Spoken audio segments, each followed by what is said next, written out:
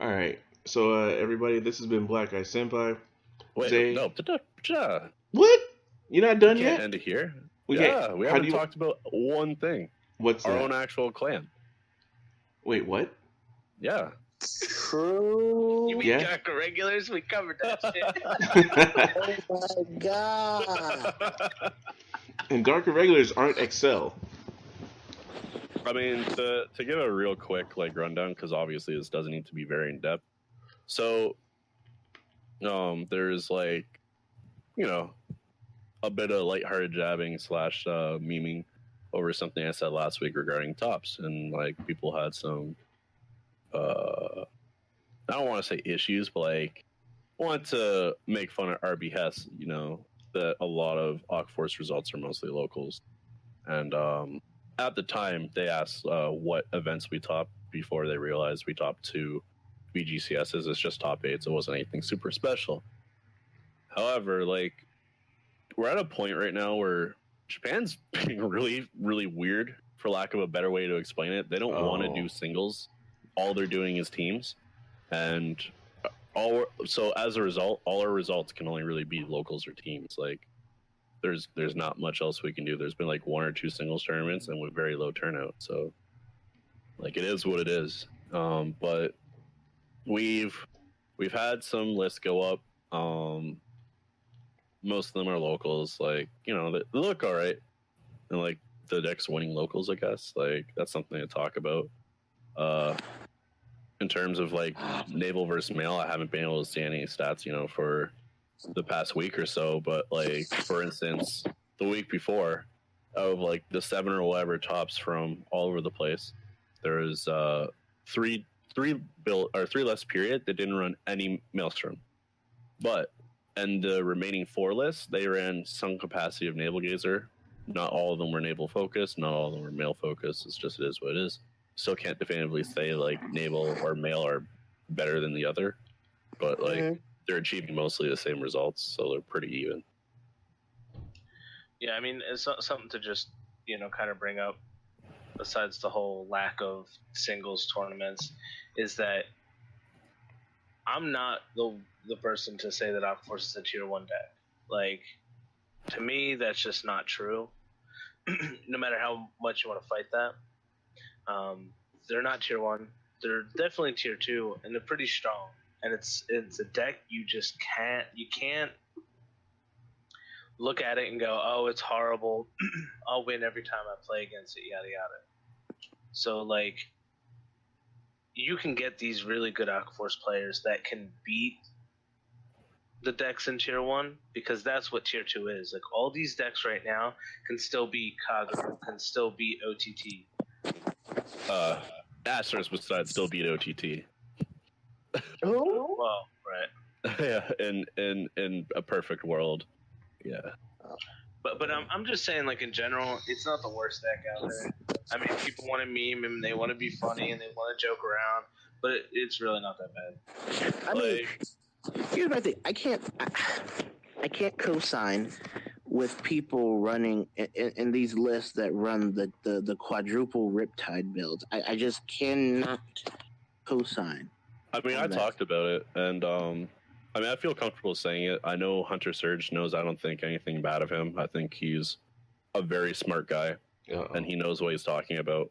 But we had a back and forth the one day because he was saying that I couldn't write Japan off because of a few bad deck lists, but it's not a few bad deck lists. It's a lot of bad deck lists. And as far as him to say how am I to judge if they're bad deck lists? If we're doing whatever, they're getting their local tops, blah, blah, blah. But historically speaking, Japan has never been very strong at building or playing Aquaforce. If you look at the strongest the clan has ever been, which was around both Set 2 and GBT 13, GBT 2 and GBT 13, their decks were still pretty atrocious. But for the most part, there wasn't a lot of tops, even though at both times they're either the best deck or very close to being the best deck in the format. You could argue GBT 13, Kagro did have more tops, but Davos definitely had a really good matchup into them.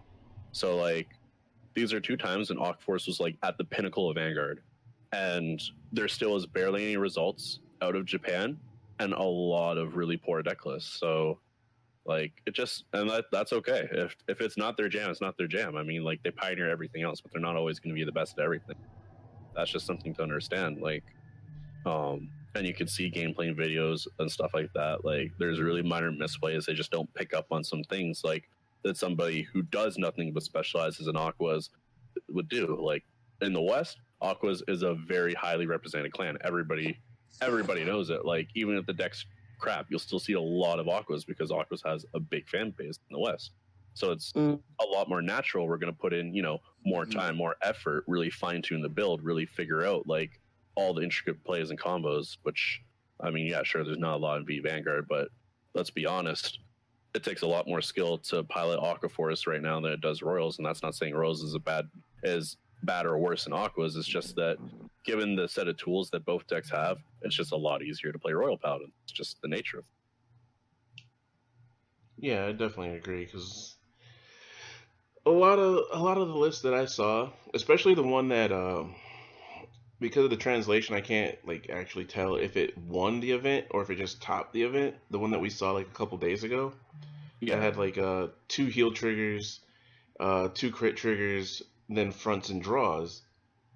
See, I don't like the 2 heals because I don't feel we're ahead enough to comfortably be like, I can just remove 2 heals. Yeah, this isn't 16 crit ripples. Yeah. This isn't Thavas where it's like, okay, we can go down to 3 heals, that's fine. But no, it's like, that list is atrocious. But apparently it either won or it topped. I believe it topped. I don't think it won. Yeah, it's just Google Translate sucks. And like, it's hard because like we don't know where these lists are when you're a top. We have to wait, see what like it is. Like, I believe that was a Locos.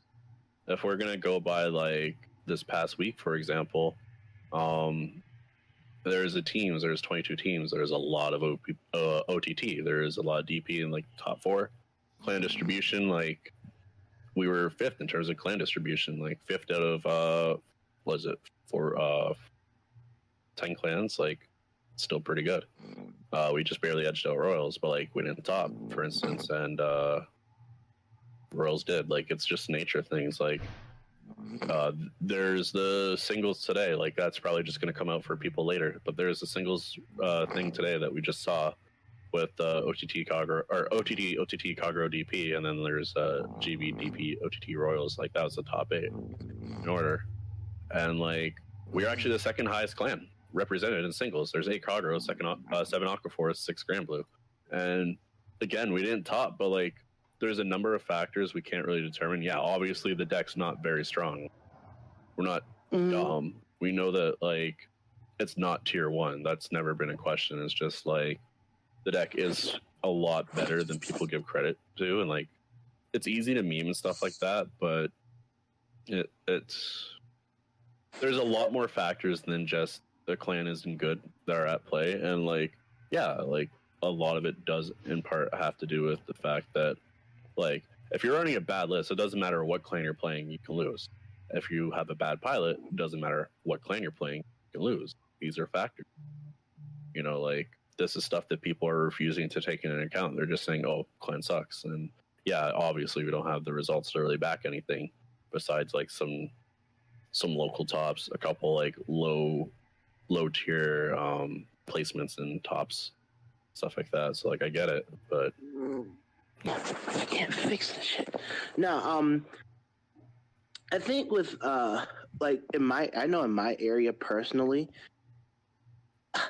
Aquaforce is taking a lot of hate. Yeah, it's like that stateside, because it's like that with my locals, because it's like earlier I was in a group text and I was like, okay, I'm sorry. I am sorry, King of Darkness. Oh my god.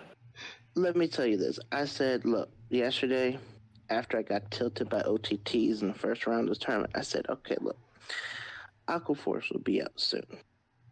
And I'm like, y'all talk trash about how Aquaforce is so bad and how you're so sorry for me. When are we going to hold an Aquaforce Memorial? I'm like, all right, cool.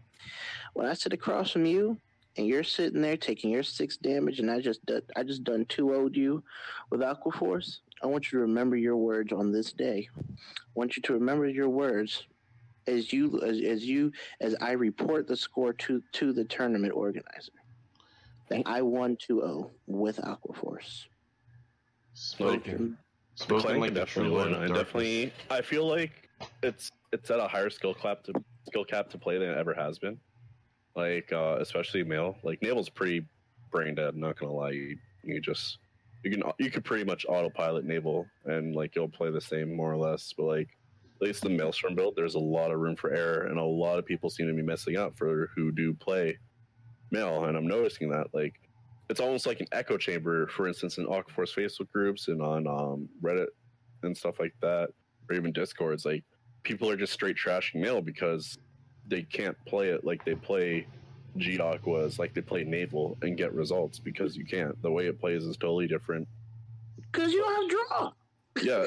Yeah, we don't draw. The only thing you can compare it to anything that's happened in the past is that the attack patterns are really similar to how people were playing during set 13 Aquas, where like your first two swings are honestly always at rear most of the time.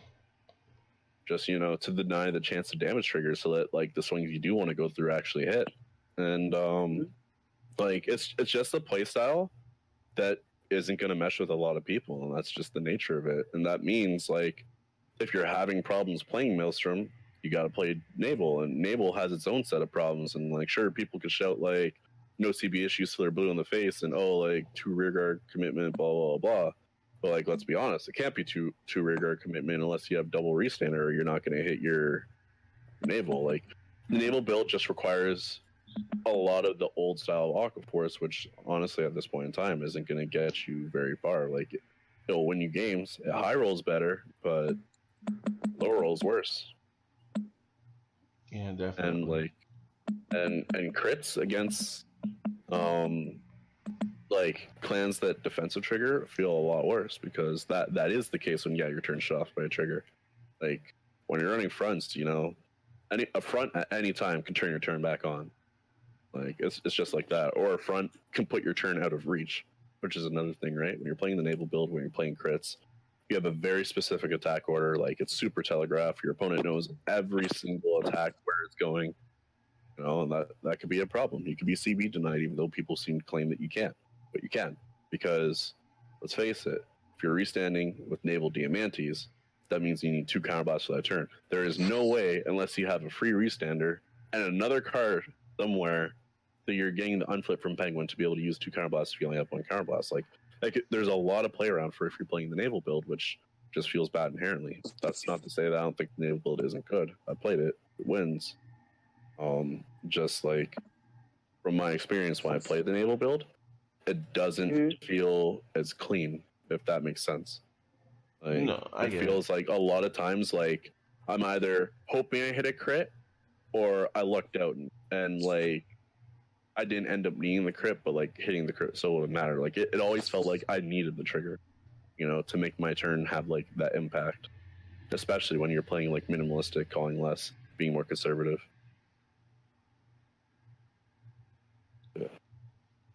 Yeah, like that's completely fine. Like there's definitely no problem with that at all. Like, but I do understand what you mean by it doesn't feel as clean, because I was playing my Naval build the other day, and I was like, all right, let's plan out our attacks. Let's go ahead and do this, that, and the third. And like I'm like I only have 1 counterblast. I have to choose between the Algos, and I have to choose between Naval Gazer. So naturally, I picked Algos. I mean, not Algos, but Naval Gazer. But still, it's like the thing is too. It's like I have people who are like, oh, like Diamante shit, even though they obviously don't know how to do the combo with him, or like, oh, I don't run this because like it's too much counterblast. Like I run shotgun, so I run Basil's. Like, but you run the same counterblast issues with Basil. Anyway, so it's like they're like, oh, I run this or I run this, but it's like I get like wanting to hit numbers and restanding and stuff like that. And actually, I will say, Gondikas in a Naval build feels really good. If anybody hasn't tried it, Gondikas, he's less of a bad ride than Riptide, and I think you should actually run both in some capacity. But, like he's quite good on Excel Circle in Naval build. Yeah, he swings for 27 by himself. Yeah. Well, on an Excel Circle. Okay. For everybody here, thinking Diamantes is bad. Telling you right now, this is the combo. If you run Diamantes Naval, it's a 2 counterblast combo and a discard 1. But you run, like most builds are running like either 6 crit, 6 draw, which means you run 5 Ks and you just discard. Swing first with Diamantes, it becomes a 25k on Excel. You swing with whatever second, you swing with Naval, you restand the Diamantes, put crits on the Diamantes. He's now restanding twice for 22 after you use his effect when he goes down 3k. Like, super fucking easy. Like, and so many people don't seem to understand this. They're like, Diamantes sucks with Naval, blah, blah, blah. It's actually very good. Like, both builds can abuse Diamantes swinging twice at 22. Just have to think about it. Yeah, like, a lot of people don't realize it, because, like, usually what I'll do is I'll go ahead, swing first Diamantes, get the +3, so I'm swinging for 25, swing with other crap. If I don't have Tidal or Algos, and then just restand Diamantes so I can get his skill off to restand again for 22 2 times. Like, if they hit no triggers, then they're kind of fucked a little bit. If you like, so this has only happened once. So this is definitely like the most anecdotal, like, one time I exodiated somebody. But basically, I had the grade 2 turn when I rode the Algos. I had the Theo, I had the Tidal, and I had the Penguin. So I did the combo. For those of you who don't know, you put the Theo behind the Algos, you play the Tidal, play the Penguin, rest the Penguin, give the Tidal 5k, swing Tidal, restand Tidal with his effect. Then you swing Vanguard. Vanguard hits, give the power to Tidal, and you restand the rested Penguin, so you have a booster for Tidal. Well, I hit a crit. So Tidal is then swinging for, I believe it was 40 on the restand, because 8k plus 10k, it was 22. Yeah, so 40 on the restand with the crits. So, with the power from the crit. So I ended up putting this guy to 4. Then I rode 3 on him first. So I rode the Diamantes. I rode the Naval. I played the Diamantes, and I just moved up the Penguin, and I was able to do the grade 3 turn, and I hit a crit there, and I sealed the deal. I just, like, banished the dude to the Shadow Realm because I had a crit put on Diamantes, and he swing twice for 32 with a crit. So, like, the stuff happened. Yeah, it's beautiful when it does happen, but, like, a lot of misconception a lot of people have is that, oh, it's just Aquaforce. I mean, I think where Diamantes is at, it's that that a lot of people, hold on one second. Yeah. Yeah, but Diamantes is not that, like, in a Maelstrom build, yeah, it's strenuous on your hand. The thing I like about the Maelstrom build is he's one of the best enablers to your restand, though. Yeah, which is very true. Because technically he loses no power then. Yeah, okay, like Oh, sorry, go ahead. No, I was saying, I think, alright, personally, I hate Diamantes. I see his value, though, but I personally hate Diamantes because I think that, and I think this is what a lot of people are doing, is that he's such an overcosted unit because of the it's like you're counterblasting, discarding, and losing power. The power gain doesn't matter. Like, you can easily play right. Right. And the power gain doesn't matter unless you're playing Naval Gazer, and you have to. No, it doesn't matter for Naval. If you don't attack with him first. If you don't. I mean, if you don't attack with him first, you're misplaying. At that point, if you're playing Naval. Exactly. Well, that's what I was saying. I was like, my thing is with him is just I just don't like that discard effect, and it's like, obviously, I mean, like, there's certain times when it's like I don't want to have to use his ability because, there's certain cards in my hand I really don't want to discard, and I know my attack's not going to kill them, and I'm like, yeah, this is probably a situation where you just don't where we just don't do it. But it's like, I still want to see if I can knock out a card out their hand or get a card off of their board. You know what I mean? It's like there's a temptation to do that. I mean, that's just a gamble you're going to have to be willing to take. Like, if you do it, But like, you understand why he's cost like that, why titles cost like that, right? Oh, of course. They're trying to reduce the ability that we could just high roll and kill somebody by checking an early crit and restanding and swinging for 2 twice. That's exactly the reason why they're costed the way they are. So like, the problem is like, with no draw, it's really pronounced. What happens when we get support and we get draw? Or like, when I've been playing them in premium. I've been playing Diamantes in premium, and if I see Diamantes in premium, like, you're probably dead. Ask Tiss, like, no question. Like, if the boy Diamante shows up, you're not surviving that turn. Ooh, it's like, oof. So like, I understand why he's costed the way he is, but it's not so much that he's the problem, it's we weren't given the tools to really mitigate that, which obviously Bushy had to be careful of, because like, you bump us too much in one way, like, we're insane. You bump us too much the other way, we're useless. And like, we struck this weird kind of in between where we're like almost useless but almost good sometimes. So yeah, it is what it is. And like, we just gotta make do with what we have. And like, he may not feel the greatest or the most intuitive, but I can 100% guarantee, like, if you as an Aquaforce player take the time to learn the combos, you can largely mitigate the cost of Diamantes. If I have a hand where I have nothing but value, I'm not restanding Diamantes. Hell no. Like, I need these to survive your turn. I'm not ditching my PGs unless, I can go for game. I'm not dropping like key rear guards unless it's title. I always ditch late game titles, by the way. If anybody ever watches my replay, late game titles are gone. Because the thing is like, I only need one if I only have one more soul at any point in the game. So like, I don't need an abundance of titles in my hand. I value Algos as higher priority late game than title, whereas in the early game I value title higher. It's just like a weird thing I came to like kind of like just internalize when I play the game. So like, you ditch those titles late game, you ditch the 5k draws and stuff like that. If you've already reroad like a Maelstrom once or twice, you don't need to ride a third one. Chances are you can't afford to fill 5 rear guard circles anyway. So like, there's definitely things you can do to pay for his costs and then not feel like a huge hit overall. Besides, like, 9 times out of 10, like, even though it feels bad discarding for him, your opponent will actually try to kill him on the following turn. So yeah, but people need to realize when to use them.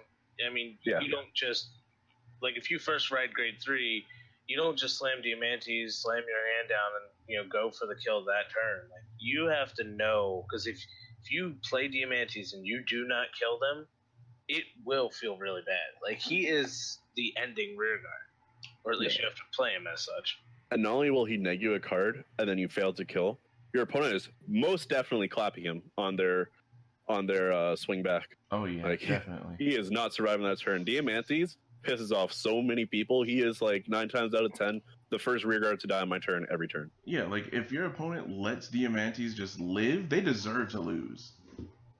Yeah, like, that's and I punish that. Some people are like, I'm not going to swing at the Diamantes, and you know what? Yeah, it's negging me, but like, if I'm hitting triggers, I'm just like slapping you in the face with this Diamantes twice, and that hurts. So like, eventually it gets to the point where people are like, okay, I need to deal with this Diamantes. Yeah, like, if you don't deal with Diamantes, he will become a problem. Like, if not the first turn, the second turn that he's on board. Also, for those of you playing Maelstrom, and you have 1 CB and you have Diamantes, and you're forced with the impossible choice: do I Maelstrom or Diamantes? You Diamantes. So when you take the negative 3k, you go down to 19. However, when your Maelstrom hits on the second wave, boosted by Theo, it puts him to 27. Pro tip. There you go. Well, even then, like, even if you have, like, I've gotten to the point where I've had 1 CB and I've had my board was Diamantes on Excel Circle. I had Tidal Assault.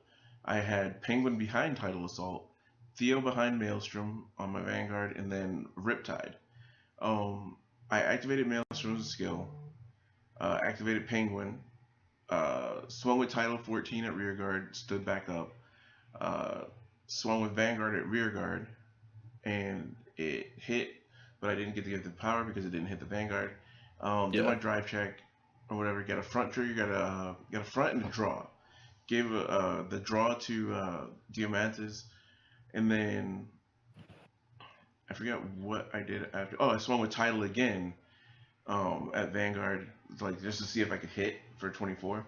Then swung at Vanguard with Diamantes. At that point in time, when you do your attack declaration, 2 skills proc at that very moment. 1 is Diamantes, 2 is Penguin, because Vanguard is Vanguard. You choose which order they resolve in. I chose to resolve the Penguin, countercharge, then I still had the counterblast so I could resolve Diamantes. So you can still do it. Yeah, there's a lot of times where you can still get the Diamantes off, even with 1 counterblast. It's just knowing your outs and playing to them. So like, that's the scenario I see a lot of people come up with all the time, is the Diamantes Naval turn is a 2 counterblast turn, and your opponent, if they decide to let them live, because they're like, oh, like, I'll just CB deny them, blah, blah, blah. And you constantly have to make that effort. I will guarantee you 9 times out of 10, your opponent is taking your Vanguard because it is only 1 damage. So you have that Theo, you mind game them. They're going to think you won't do both, and you're going to choose the Maelstrom skill because you need the power gain more than you need the restand. But you next level them, you don't use Maelstrom skill, you swing with whatever other rear guard you have, you swing at one of their rear guards, you swing Vanguard at their Vanguard boosted by Theo. When it hits, you then make Diamantes 30k. So when he restands with his effect and loses 3k, he's 27k, swinging twice. And like, this will get a lot of people because they're going to 100% expect you to not use the rescan skill and go for the Maelstrom power. And that'll throw people off. Yeah, it always will, because they're gonna be like, "Oh, Aqua Force is bad. I don't need to play as well." So, okay, fine. I actually said this in our Discord when we were talking earlier this week, but I find the way standard Aqua Force plays is it's less about like a pressure game, like a consistent pressure game, and it's more so we continually put our opponent in these lose-lose scenarios, and we let them choose. And if they choose the wrong choice, we capitalize on said mistakes. Oh yeah, definitely. It's like a lot of Aqua Force now. A lot of my games remind me of playing with Maelstrom Reverse. Goddamn CFK.